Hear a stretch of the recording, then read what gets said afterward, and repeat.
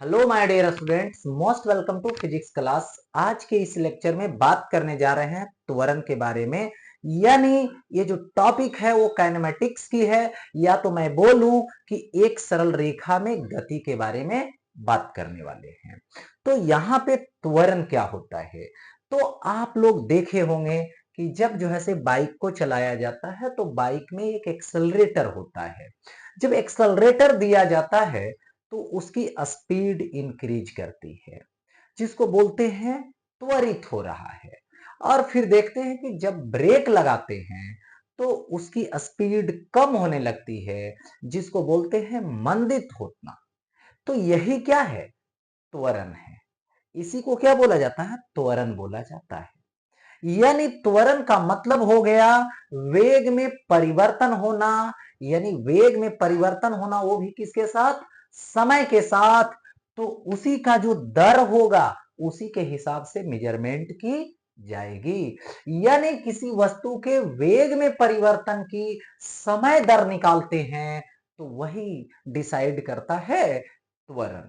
यानी इसकी डिफिनीशन हो जाती है, किसी वस्तु के वेग में परिवर्तन की समय दर को त्वरण कहते हैं। यानी त्वरण बराबर, यहां पर देखिए त्वरण आता है तो ये होता है त्वरण इज इक्वल टू वेग में परिवर्तन की समय दर। यानी वेग में परिवर्तन लीजिए, वेग में परिवर्तन लीजिए बाई समय दर। यानी समय अंतराल लिख सकते हैं, या नहीं तो सिर्फ समय लिख सकते हैं, या तो समय अंतराल कर सकते हैं।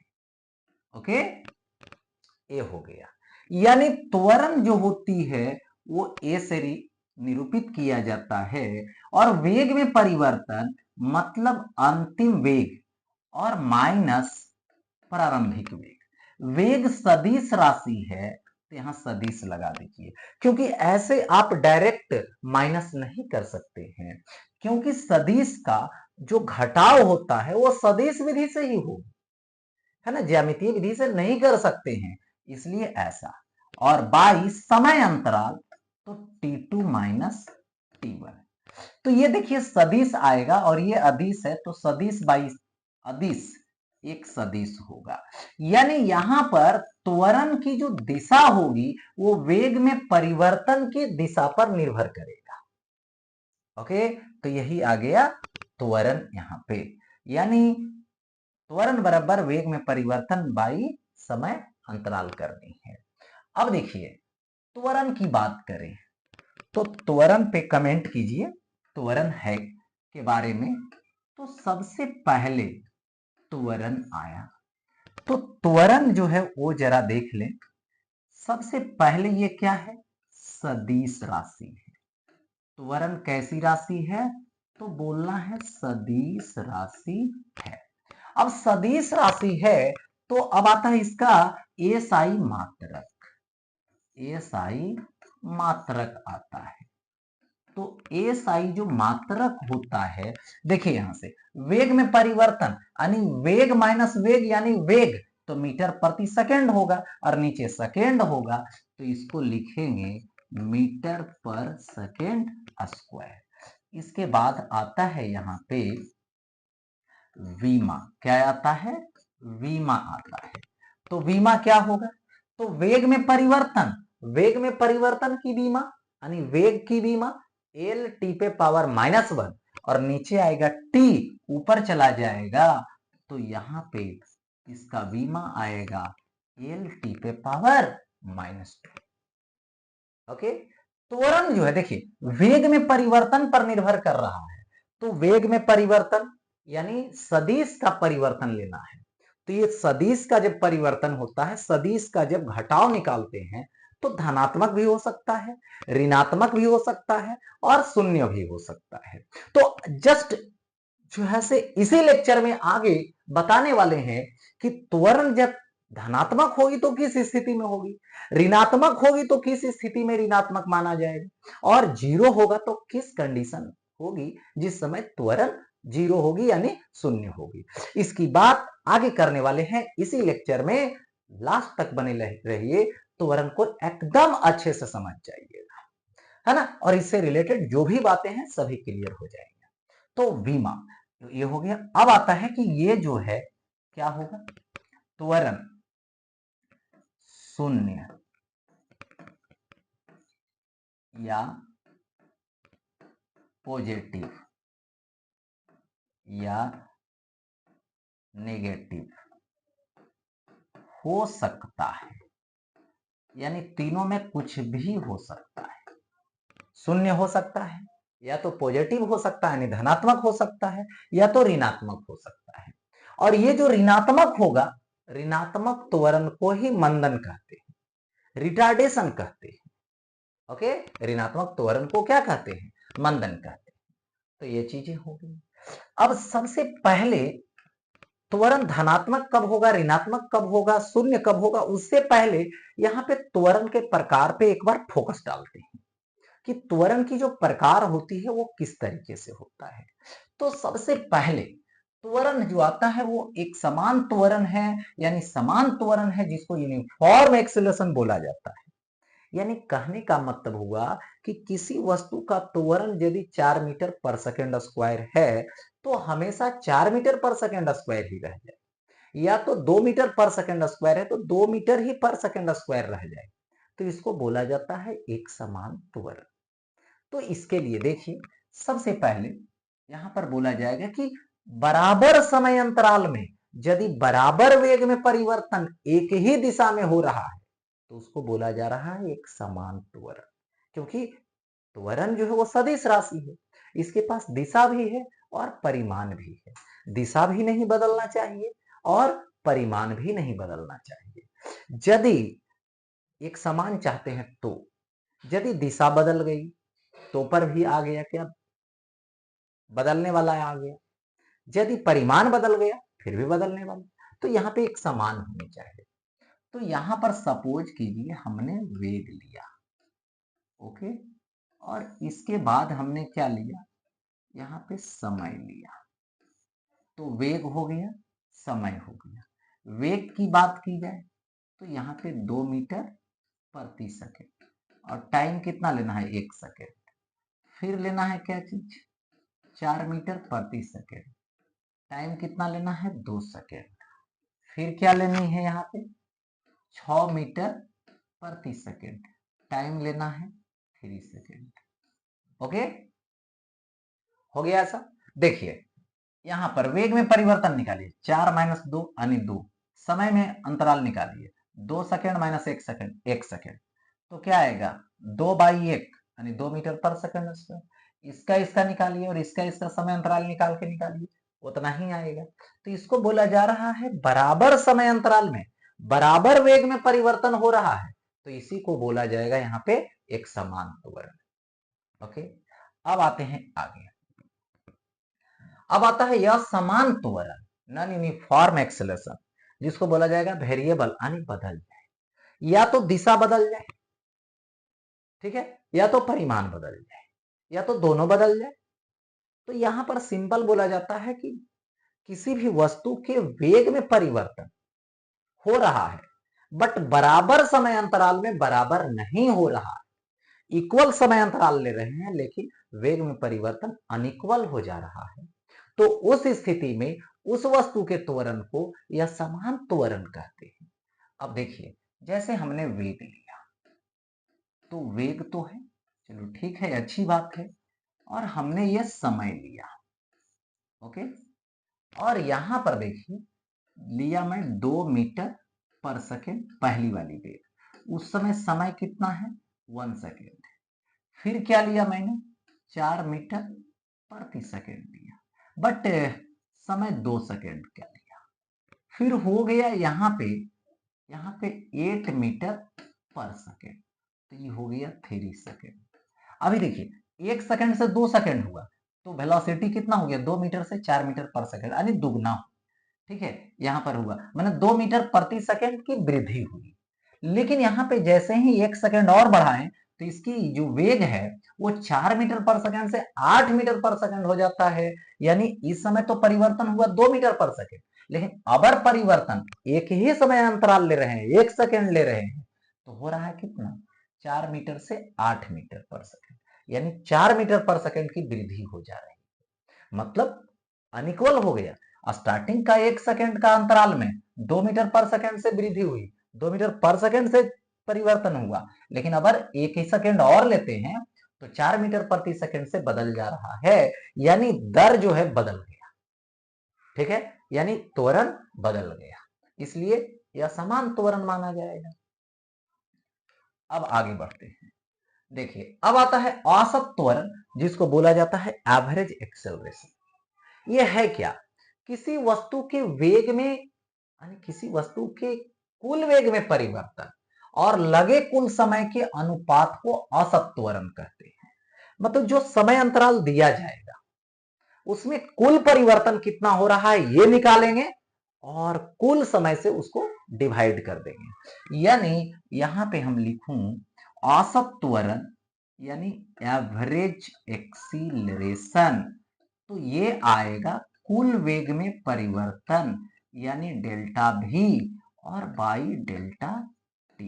वेग में परिवर्तन, वेग में परिवर्तन को डेल्टा से रिप्रेजेंट करेंगे, डेल्टा परिवर्तन है और यहाँ डेल्टा टी ले लेंगे, तो ये हो गया औसत त्वरण। बस यही ध्यान देनी है कि कुल वेग में परिवर्तन कितना हो रहा है और कुल समय अंतराल कितना है, दोनों का रेशियो निकाल दो, अनुपात निकाल दो, औसत त्वरण निकल जाएगा। ओके, अब देखिए यहां पे हो गया। अब आते हैं चौथे नंबर पे है तत्कालीन त्वरण, जिसको बोलते हैं इंस्टेंटेनियस, यानी तात्क्षणिक भी बोलते हैं, इसको तात्क्षणिक भी बोलते हैं। ठीक है, तत्काल भी बोलते हैं। तो किसी वस्तु के दिए गए विशेष समय के त्वरण को तात्कालिक त्वरण कहा जाता है। अब देखिए, सपोज कीजिए यहाँ पे ये रोड है और इस रोड पे कोई चार जो है से कोई कार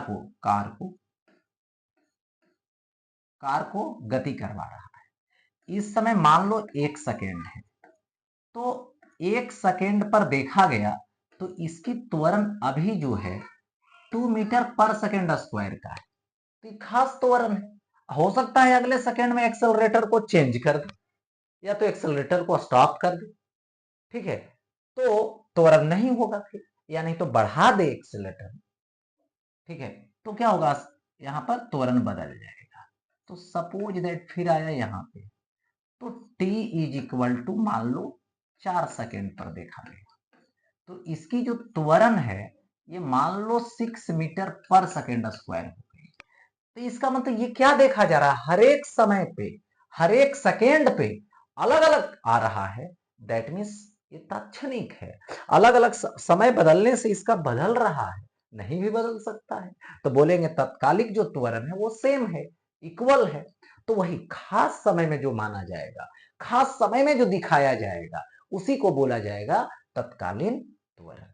ओके, तो यहां पर इसको रिप्रेजेंट किया जाता है इंस्टेंट से, यानी ए इंस्टेंट इज इक्वल टू क्या होगा, देखिए इसमें जो डेल्टा भी होगी और बाई डेल्टा टी होगी, बट यहाँ पे जो समय की बात है वो क्षणिक है। क्षणिक है मतलब छोटा है, इसका मतलब लिमिट लगेगा और डेल्टा टी टेंस टू 0 लगेगा। Limit delta t tends to 0 मतलब देख लेना है, बता देना है उस समय, फिर अगले क्षण में कुछ और बदल जाएगा। तो क्षणिक की बात है तो समय तो 0 नहीं होगा बट 0 के करीब होगा, इसलिए limit delta t tends to 0। So a instant मैं जब लूंगा तो a instant is equal to ये आएगा डी भी और बाई आएगा डी टी। तो ये हो गया क्या चीज, यहाँ पे इंस्टेंटेनियस, इसको बोला जाएगा इंस्टेंटेनियस त्वरण, है ना, तात्क्षणिक त्वरण। अब आगे की ओर बढ़ते हैं। नेक्स्ट अब आता है कि जो देखिए यहां पे त्वरण जो है वो आता है तो वेग में परिवर्तन से आता है।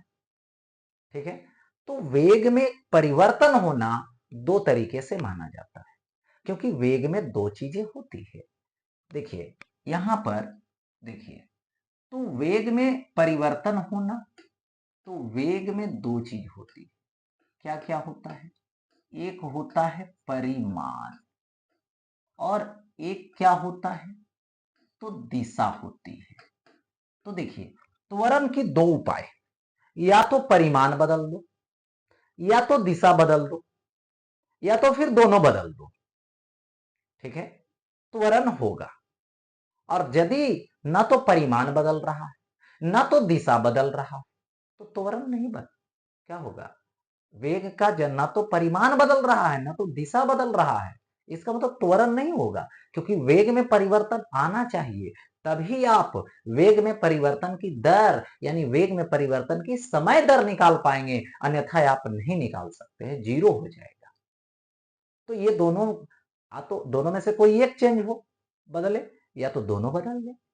अच्छा, ठीक है। तो सबसे पहले परिमाण पे फोकस करते हैं, परिमाण का बदलना।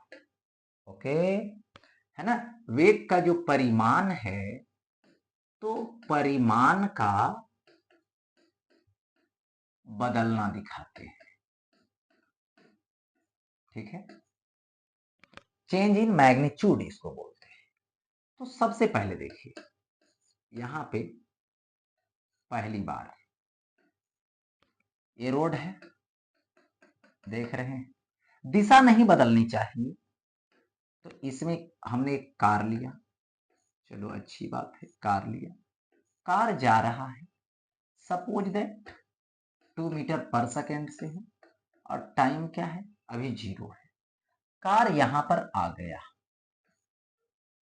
कार की जो वेग है पहले 2 मीटर पर सेकेंड था, अब आ जाएगा 4 मीटर प्रति सेकेंड। टाइम हो जाएगा कितना? 2 सेकेंड। ठीक, तो यहां पे त्वरण ले गए, तो दिशा तो बदल ही नहीं रहा है, तो वेग में परिवर्तन ले लेंगे। तो वेग में परिवर्तन भी फाइनल माइनस भी initial by T2 minus T1। अब देखिए, सेम दिशा में है, इसलिए भी फाइनल माइनस भी इनिशियल ले रहे हैं, क्योंकि जब दोनों सदिश, प्रारंभिक वेग और अंतिम वेग दोनों एक ही दिशा में हो, तो सदिश का घटाव a माइनस बी होगा, यानी अंतिम माइनस प्रारंभिक ले रहे। तो 4 माइनस 2 कर दो और बाई 2 माइनस 0 कर दो। तो यहां से 2 माइनस, देखिए यहां से 2 माइनस 0 मैंने कर दिया।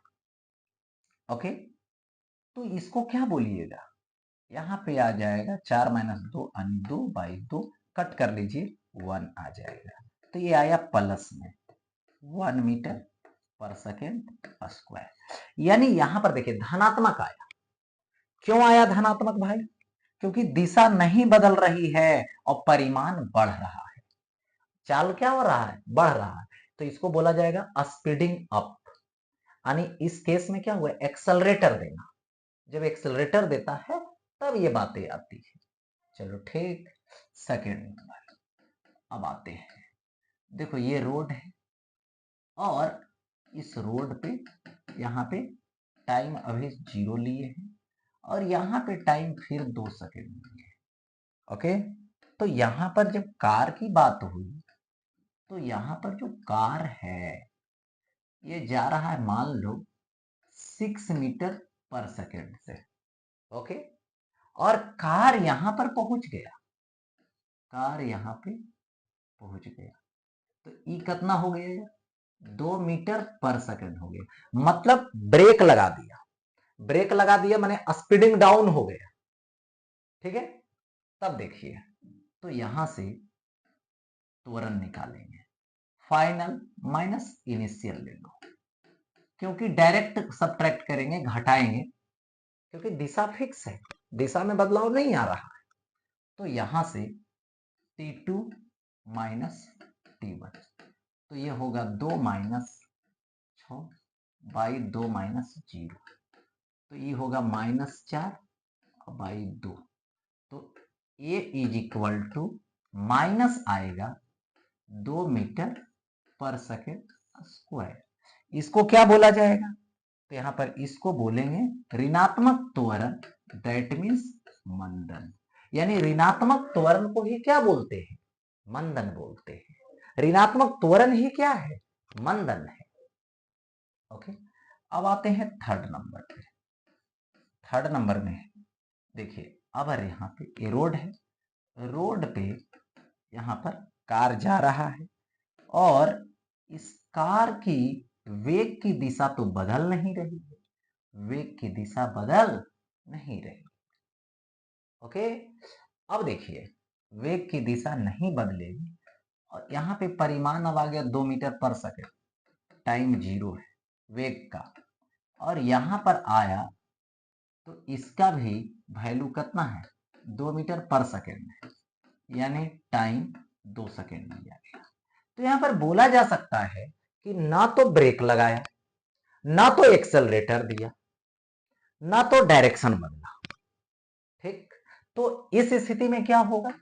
A इज इक्वल टू भी फाइनल माइनस भी initial by T2 minus T1।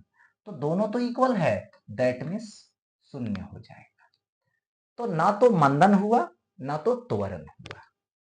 ठीक है, इस केस में मतलब स्पीड वही रह गया और दिशा भी वही रह गई, परिमाण भी वही रह गया, दिशा भी वही रह गया। चलते हैं अब दिशा की ओर। तो आगे जो आता है दिशा का बदलना, तो जैसे ही दिशा बदलेगा, ठीक है, दिशा का बदलना,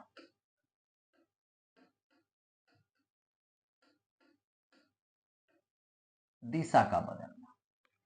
मान लो कोई जो है से वस्तु इधर जा रही है, ओके, तो ये V1 से जा रही, तुरंत जो है से जाना चाहिए था इस रास्ता में, यहां पे पहुंचा तो दिशा इधर बदल लिया, तो ये हो गया V2।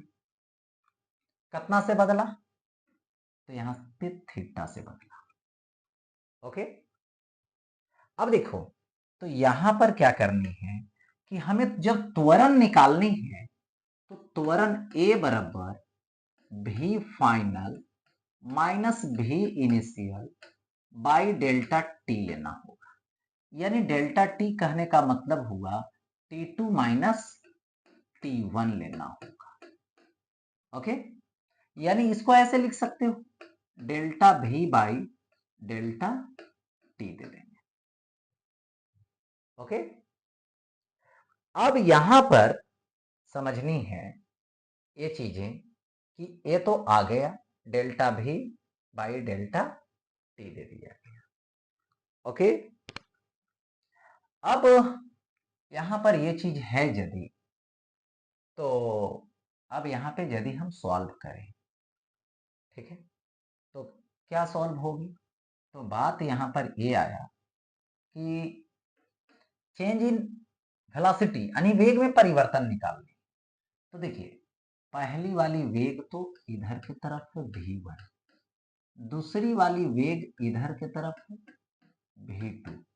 तो वेग में परिवर्तन V final minus V initial, यानी V2 माइनस V1 करेंगे, तो जैसे ही V2 माइनस V1 करेंगे तो उल्टा कर दीजिए, माइनस V1। ओके, तो रिजल्ट इसका इस दिशा में जाएगा, आई डेल्टा V हो जाएगा। ओके, यहां से ऐसे ऐसे इस तरीके से। तो यहां पे डेल्टा V जब निकालोगे तो डेल्टा V बराबर परिमाण लेना होगा, क्या आ जाएगा? सब्ट्रैक्शन में V1 प्लस V2 का स्क्वायर माइनस 2V1 V2 और ये होगा कॉस थीटा। इसको ले जाके बैठा देंगे और जब हम लोग इसको बैठा देंगे इस तरीके से, तो यहां पे याद रखें कि जैसे आप बैठाते हो तो जब भी इसकी वैल्यू आएगी, यदि थीटा का कुछ वैल्यू हो तो जब भी ये डेल्टा भी आएगा तो याद रखें पॉजिटिव आएगा, धनात्मक आएगा रिजल्ट। इसका मतलब है कि इस स्थिति में जब लाके बैठाएंगे यहाँ पे डेल्टा भी का परिमाण, तब त्वरण निकालेंगे तो धनात्मक आएगा। इसका मतलब है कि जब कभी दिशा बदल रहा हो, ठीक, परिमाण बदले या ना बदले, बदलेगा तो ठीक, नहीं बदलेगा तो ठीक। बदल गया परिमाण तो पर भी धनात्मक ही आएगा, ठीक है।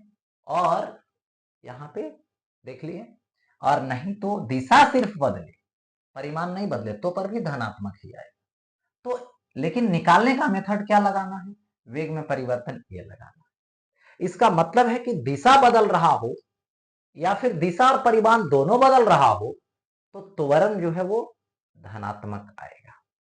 और यदि दिशा नहीं बदल रहा हो, परिमाण सिर्फ बदल रहा हो, तो शून्य भी आ सकता है, धनात्मक भी आ सकता है और ऋणात्मक भी आ सकता है। तो इस तरीके से यहां पर ये टॉपिक त्वरण का थ्योरी समाप्त होता है।